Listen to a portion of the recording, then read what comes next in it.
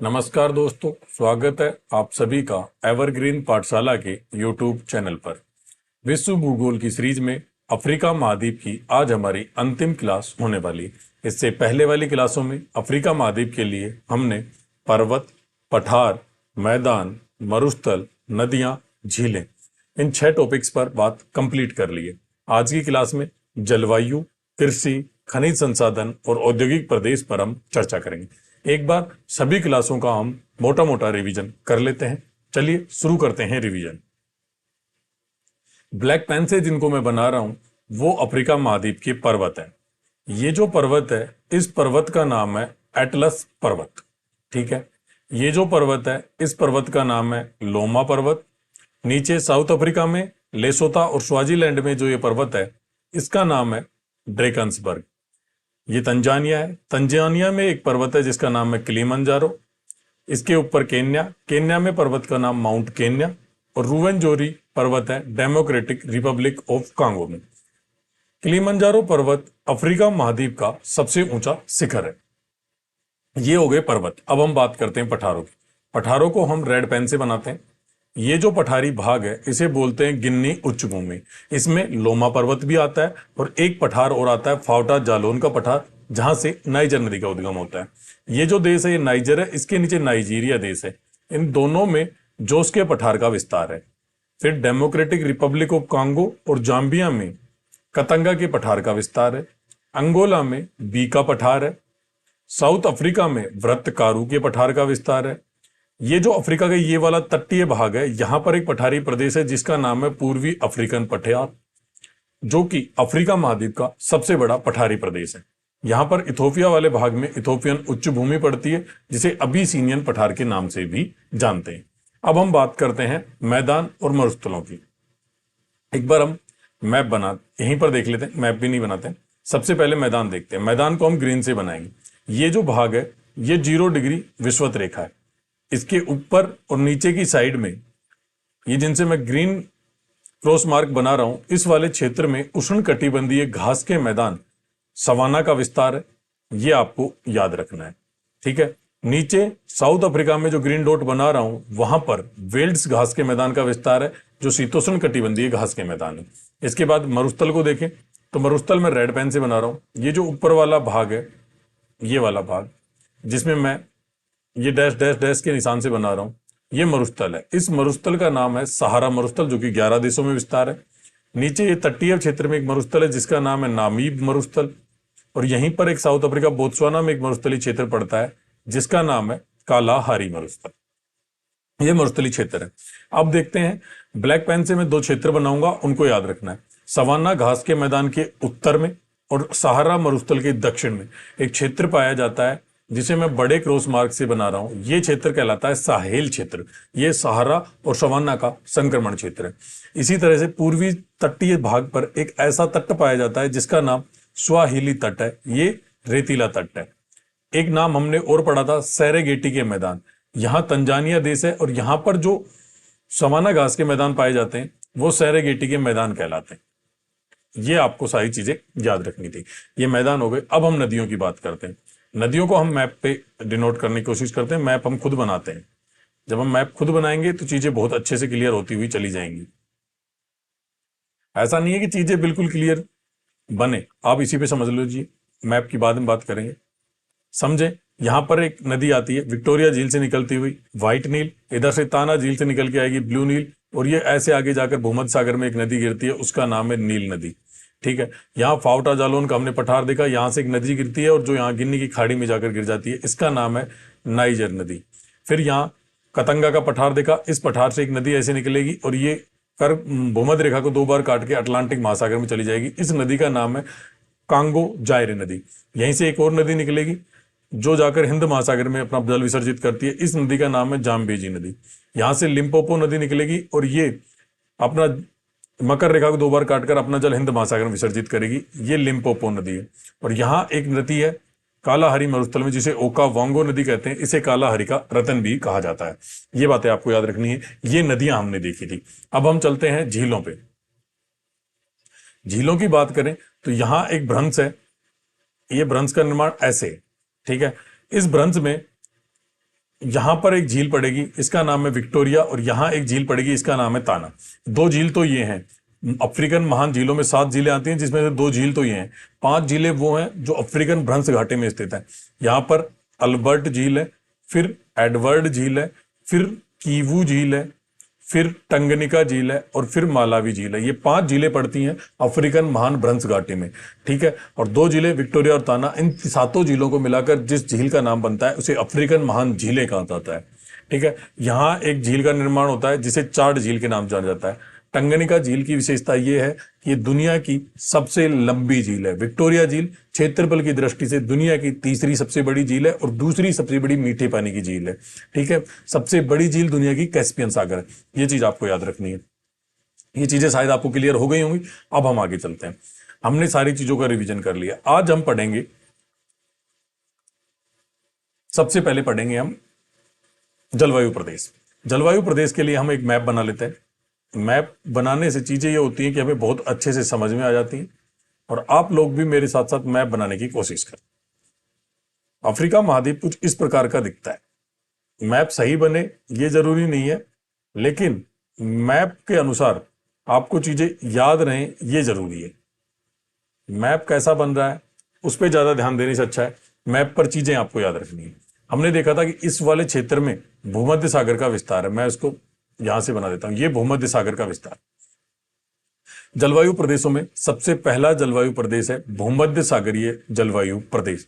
मैं blue pen से इसको बना रहा हूं। ये वाला क्षेत्र भूमध्य सागरीय जलवायु प्रदेश कहलाता है। इसमें मोरक्को, ट्यूनीशिया, अल्जीरिया, लीबिया ये देश आते हैं। इसके अलावा उत्तम आसा अंतरीप, साउथ अफ्रीका, यहां पर भूमध्य रेखीय जलवायु पाई जाती है।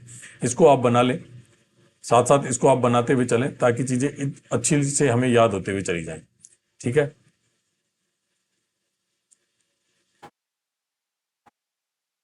सबसे पहले आप इसको बना लें, ठीक है।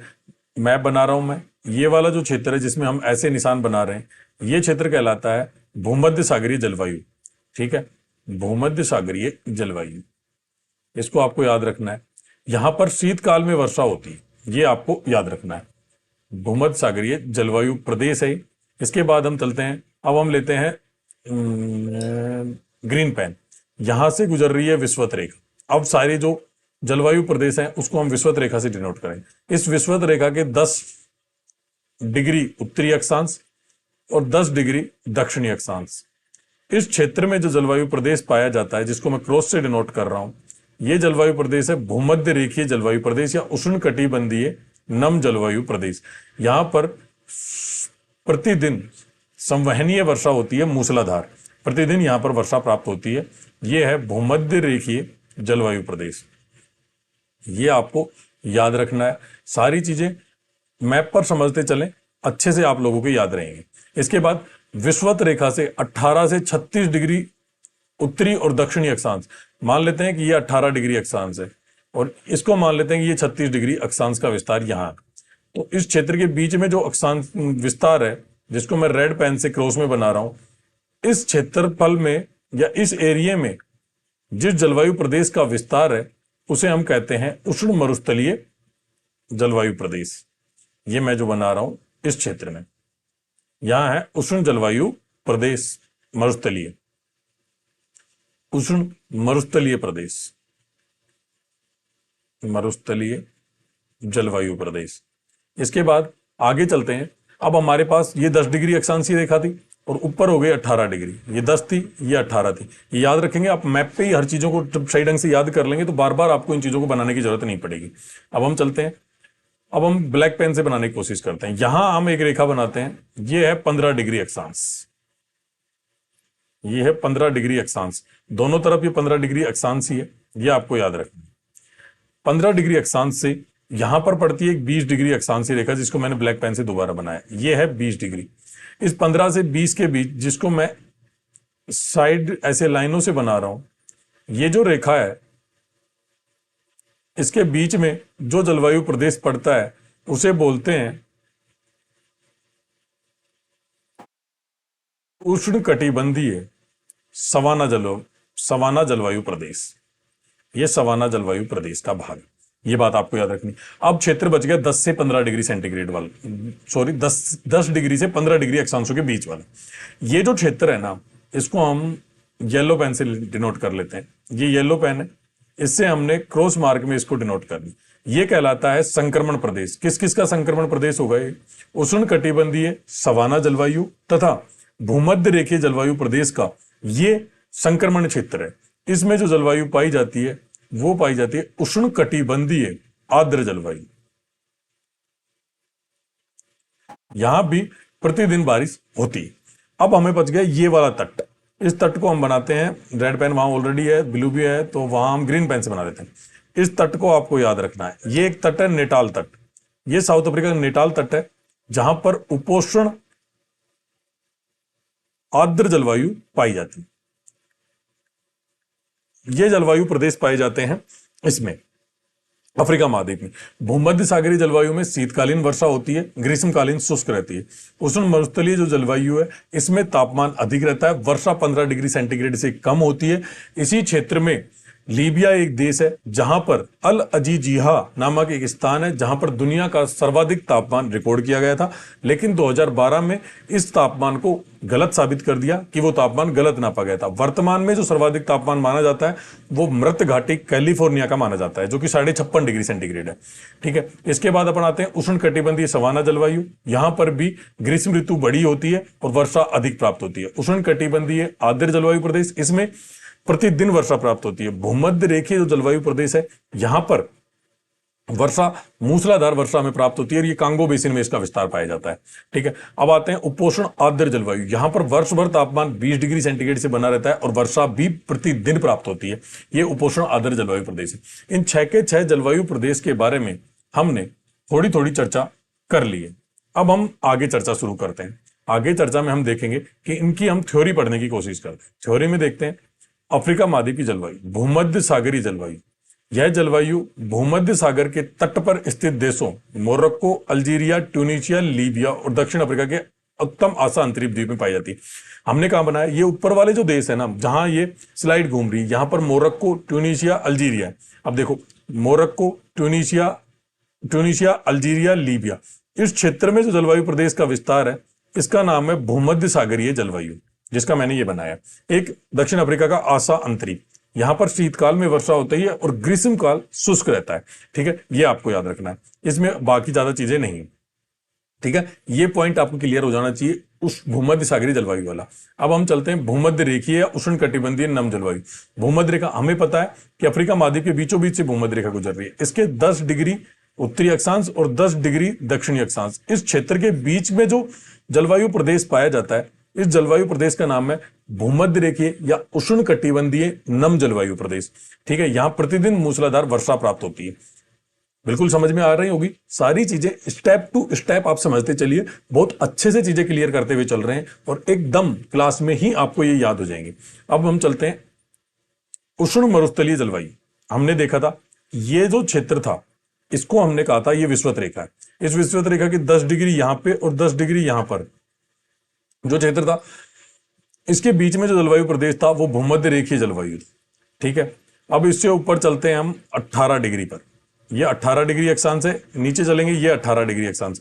यहां से लेकर 36 डिग्री अक्षांशों के मध्य इस क्षेत्र में जो जलवायु प्रदेश पाया जाएगा, एक बार रेड से बनाने की कोशिश कर देते हैं। ये रेड से जो मैं डिनोट कर रहा हूं, ये जो क्षेत्र है ना, इसमें पाया जाता है उष्ण मरुस्थलीय प्रदेश। ठीक है, उष्ण मरुस्थलीय जो जलवायु प्रदेश है, इसमें उत्तर में सहारा मरुस्थल और दक्षिण में कालाहारी और नामीब मरुस्थल पाया जाता है। सहारा जो मरुस्थल है उसमें लीबिया एक देश है, जिसमें अल अजीजिया नामक एक स्थान है, जहां विश्व का सर्वाधिक तापमान रिकॉर्ड किया गया था। यह लगभग सन 1912 में रिकॉर्ड किया गया था, लेकिन 2012 में इस तापमान का जो रिकॉर्ड था उसको गलत प्रमाणित कर दिया गया और अब जो सर्वाधिक तापमान माना जाता है वो कैलिफोर्निया की मृत घाटी का माना जाता है, उत्तरी अमेरिका में, जो 56.5 डिग्री सेंटीग्रेड है। ये चीजें आपको याद रखनी है। ठीक है, हो गया। अब हम अगले जलवायु प्रदेश पर चलते हैं, उष्ण कटिबंधीय सवाना जलवायु प्रदेश। हमने देखा था ये भूमध्य रेखा है, ये भूमध्य रेखा के नीचे 10 डिग्री दक्षिणी अक्षांश, ये 10 डिग्री उत्तरी अक्षांश। इसके ऊपर ये 18 डिग्री हमने पढ़ लिया, ये 36 डिग्री हमने पढ़ लिया। ये क्षेत्र ये 18 और ये 36। अब बीच में पड़ गया ये 10, ये 18, लेकिन ये 20 डिग्री तक आपको लेकर चलना है, 20 डिग्री अक्षांश तक, ठीक है। इस क्षेत्र में एक जलवायु प्रदेश पाया जाएगा 15 से 20 के बीच। ये जो जलवायु प्रदेश है इसे कहते हैं उष्णकटिबंधीय सवाना जलवायु प्रदेश। 15 से 20 डिग्री अक्षांशों के बीच पाया जाता है विषुवत रेखा से, ठीक है, ये आपको याद रखना है। अब आते हैं उष्णकटिबंधीय आर्द्र जलवायु। अब अपने पास क्षेत्र बच गए 10 से 15 वाला। ये जो क्षेत्र है ना, इस क्षेत्र में जो जलवायु प्रदेश पाया जाता है उसे कहते हैं उष्णकटिबंधीय आर्द्र जलवायु प्रदेश। यह जलवायु प्रदेश भूमध्य रेखीय जलवायु प्रदेश और सवाना जलवायु प्रदेश के संक्रमण क्षेत्र के बीच में पाया जाता है। इसको एक खाली मैप पर अपन देखेंगे अभी, एक बार ये और पढ़ लेते हैं। उपोष्ण आर्द्र जलवायु प्रदेश, यह जलवायु दक्षिणी अफ्रीका के नेटाल क्षेत्र तट पर पाई जाती है और यहां वर्षा वर्ष भर होती है तथा तापमान 20 डिग्री के आसपास बना रहता है। अब हम एक बार सब चीजों का दोबारा रिवीजन करते हैं। हम मान लेते हैं कि ये जो लाइन है ये विषुवत रेखा को डिनोट कर रही है। इस विषुवत रेखा के ऊपर की साइड में ये जो लाइन है ये 10 डिग्री अक्षांश की है और ये जो लाइन है ये 10 डिग्री अक्षांश की है। इसके बीच में जो जलवायु प्रदेश है इसका नाम है भूमध्य रेखीय जलवायु प्रदेश, ठीक है। अब इसके ऊपर चलते हैं हम, ऊपर चलते ये डिग्री पड़ती है 18 डिग्री सेंटीग्रेड, है ना, ये पड़ती है 18 डिग्री सेंटीग्रेड, ठीक है। इसके ऊपर की साइड चलेंगे तो ये हो गई 36 डिग्री सेंटीग्रेड और ये हो गई 36 डिग्री सेंटीग्रेड। इसके ऊपर आ गया भूमध्य सागर। भूमध्य सागर वाले देशों में यहां पाई जाएगी भूमध्य सागरीय जलवायु, ठीक है। एक बार हम सारे नंबर लिख देते हैं, 0 degree, 10 degree, 18 degree, 36 degree, 10 degree, 18 degree और 36 डिग्री, ठीक है। ये चीजें आपको याद रखनी है। भूमध्य सागरीय जलवायु हो गई। अब अपन इस क्षेत्र की बात कर रहे हैं, ये मैं ब्लू पेन से जो बना रहा हूं, इस क्षेत्र में ये जो जलवायु प्रदेश है इसे बोलते हैं उष्ण मरुस्थलीय प्रदेश,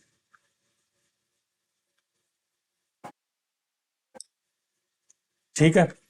अब ये भाग बच गया। यहां पर मैं एक लाइन और खींच देता हूं, ये है अपनी 20 डिग्री वाली, ठीक है, 20 डिग्री दोनों साइड में, ठीक है,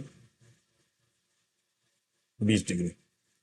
अब अपन एक लाइन और बनाते हैं, ये रेड लाइन से अपन बनाते हैं, ये है 15 डिग्री, मान लिया कि 15 डिग्री में है ना, और ये भी 15 डिग्री। तो इस 15 से और 20 के बीच का जो भाग है, इस भाग में जो जलवायु है उसे बोलते हैं उष्ण सवाना जलवायु।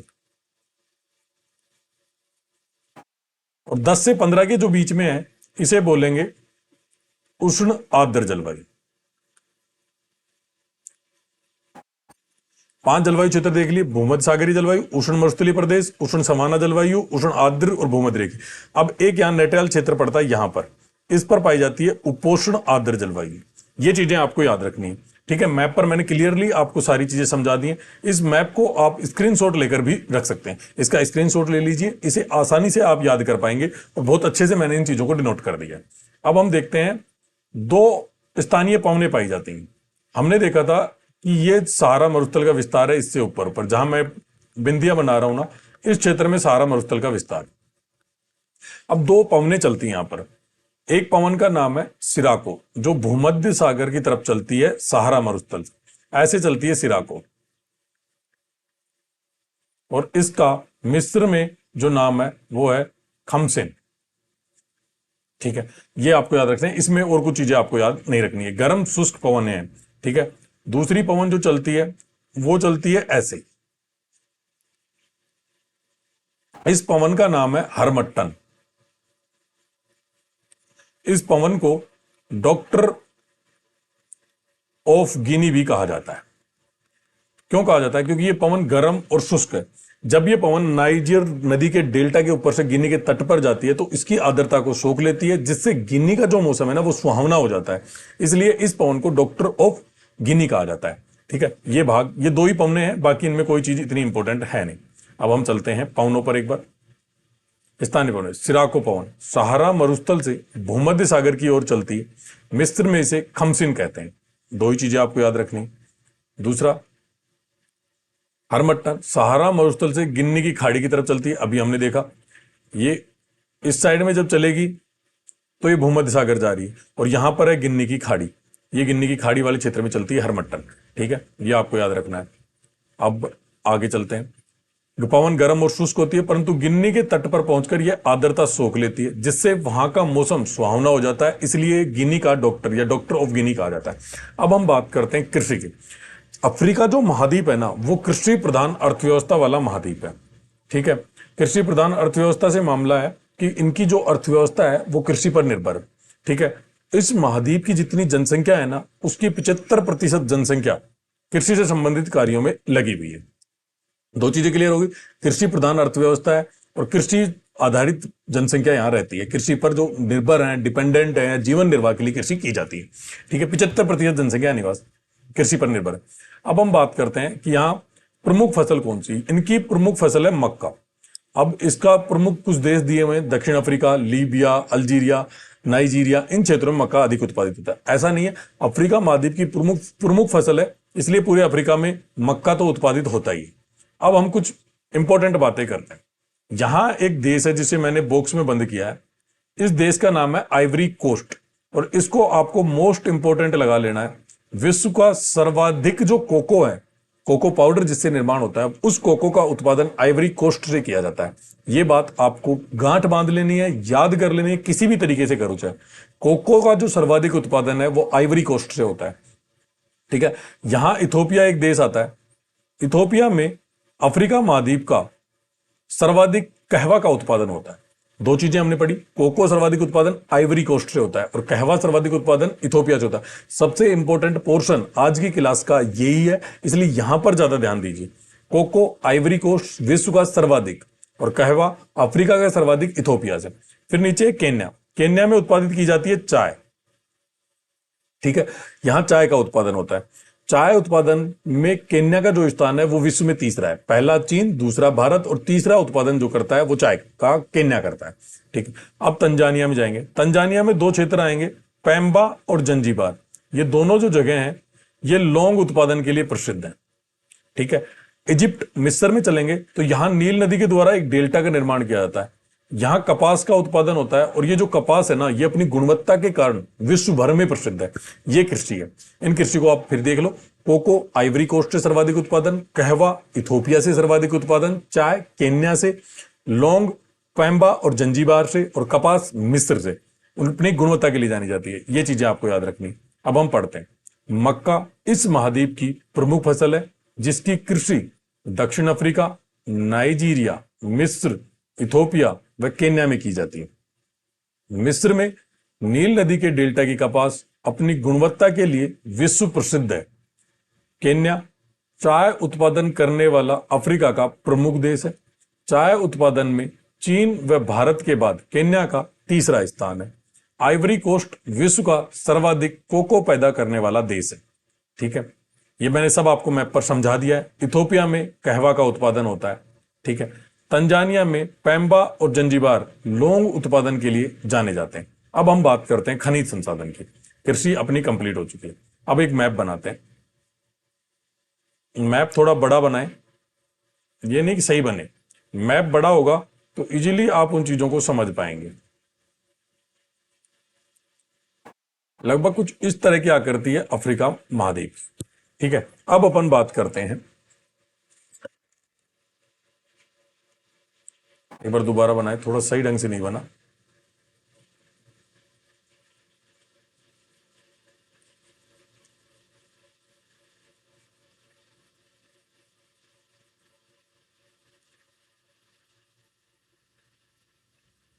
कुछ इस प्रकार की आकृति आती है अफ्रीका महाद्वीप की। अब अपन बात करते हैं खनिज संसाधन। खनिज संसाधन में बात करें तो यहां एक देश होता है अफ्रीका। साउथ अफ्रीका एक देश है। साउथ अफ्रीका में सोने के सर्वाधिक खनन होता है। सोने का सर्वाधिक खनन साउथ अफ्रीका में होता है और यहां पर एक सिटी है जिसका नाम है जोहान्सबर्ग।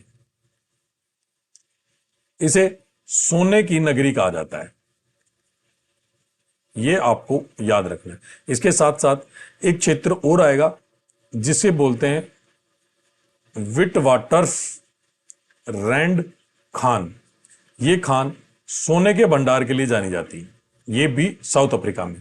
ठीक है, इसके ऊपर एक देश आता है यहां पर, इस देश का नाम है बोत्सवाना। बोत्सवाना में हीरा सर्वाधिक उत्पादित होता है अफ्रीका महाद्वीप का। और यहां एक खान है जिसका नाम है किम्बरले खान। इस किम्बरले जो खान है, इससे हीरा का उत्पादन होता है, ये साउथ अफ्रीका में। दो चीजें याद रखनी है, जोहान्सबर्ग सोने की नगरी के नाम से जाना जाता है। विट वाटर्स रैंड जो खान है वो सोने के लिए जानी जाती है। हीरा बोत्सवाना में सर्वाधिक उत्पादित होता है, लेकिन हीरे के जो भंडार हैं वो किम्बरले की खान साउथ अफ्रीका में पाए जाते हैं। यहां हमने एक पठार पढ़ा था जिसे बोलते थे हम कतंगा का पठार। यह पठार तांबे के भंडार के लिए जाना जाता है। और इसमें एक चीज और याद रखनी है, जाम्बिया जो देश है वो तांबा उत्पादक वाला प्रमुख देश है अफ्रीका महाद्वीप में। ये चीज थे खनिज संसाधन में। अब हम एक बार इनको पढ़ लेते। खनिज संसाधन, विश्व का सर्वाधिक सोना दक्षिण अफ्रीका में खनन किया जाता है। जोहान्सबर्ग विश्व की सोने की नगरी कहते हैं। दक्षिण अफ्रीका की विटवाटरसरैंड खान सोने के भंडार के लिए जानी जाती है। ठीक है, एक मिनट।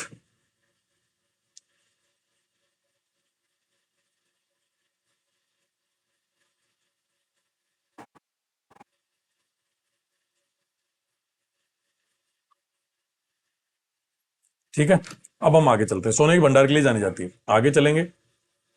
बोत्सवाना अफ्रीका का सबसे बड़ा हीरा उत्पादक देश है। दक्षिण अफ्रीका की किम्बरले खान हीरे की प्रसिद्ध खान है, यह भी आपको याद रखना है। कतंगा का पठार तांबे के भंडार के लिए जाना जाता है, यह भी आपको ध्यान रखना है। नाइजर का डेल्टा पेट्रोलियम के भंडार के लिए प्रसिद्ध है, यह हमने ऑलरेडी नदियों में डिस्कस कर लिया है। अब औद्योगिक विकास, अब औद्योगिक प्रदेश देखें तो ये जो महाद्वीप है ना, इसमें उद्योगों का कोई खास विकास नहीं हुआ है। अगर हम औद्योगिक प्रदेश की बात करें तो यहां सर्वाधिक जो औद्योगिक प्रदेश हैं वो साउथ अफ्रीका देश में पाए जाते हैं। ठीक है, यहां से कुछ इस प्रकार का है अफ्रीका महाद्वीप। ठीक है, यहां विस्तार है अफ्रीका महाद्वीप के प्रमुख देश या सर्वाधिक औद्योगिक विकास वाला जो देश है उसका नाम है साउथ अफ्रीका। ऐसे अब हम बात करते हैं सबसे पहले हम देखते हैं यहां पर एक प्रिटोरिया नामक जगह है जो सीमेंट के उत्पादन के लिए जानी जाती है या सीमेंट उद्योग के लिए जानी जाती है। ठीक है, प्रिटोरिया के बाद यहां आएंगे तो दो क्षेत्र आएंगे अपने, केप टाउन और डरबन। ये ऑटोमोबाइल उद्योग के लिए जाने जाते हैं, ये आपको याद रखना है, ऑटोमोबाइल के लिए जाने जाते हैं केप टाउन और डरबन। ठीक है, इधर नेटाल तट अपन मान लेते हैं, ये नेटाल तट है, ये जाना जाता है रासायनिक उद्योग के लिए।